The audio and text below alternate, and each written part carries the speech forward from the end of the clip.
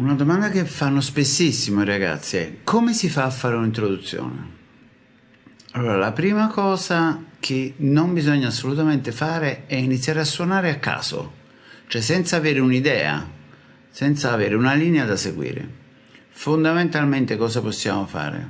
Due linee, due idee.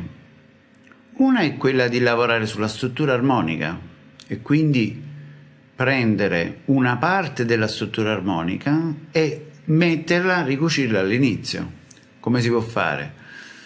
O la parte finale del pezzo, che è chiaramente quella che prelude l'inizio del pezzo, in genere quando uno ripete il chorus, oppure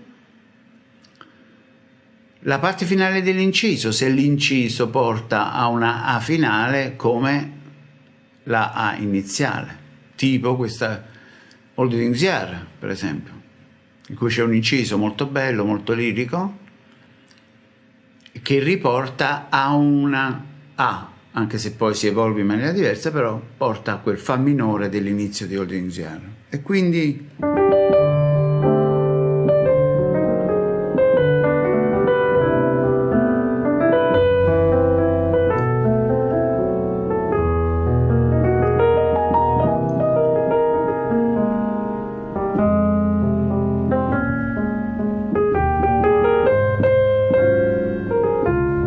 eccetera eccetera. Oppure, per esempio, prendiamo Body and Soul, un altro pezzo diverso, e lì potremo per esempio invece lavorare su un elemento melodico. Allora, per esempio Body and Soul comincia con questo tono, no? E quindi uno può iniziare a costruire una piccola forma che prelude all'inizio lavorando su questo intervallo.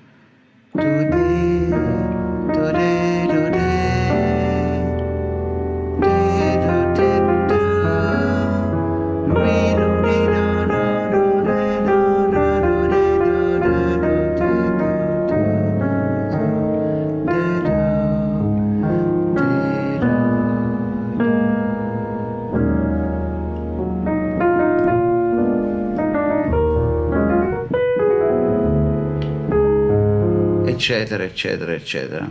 Quindi in qualche modo il nocciolo è sempre il fatto di esporre musicalmente degli elementi che in qualche modo ti fanno già presentire che stai andando a quel pezzo. Quindi lavorare su una parte della struttura armonica, fine della A, o parte finale dell'inciso che prelude al ritorno della A, o creare qualcosa che invece crei una anticipazione dei frammenti melodici del pezzo.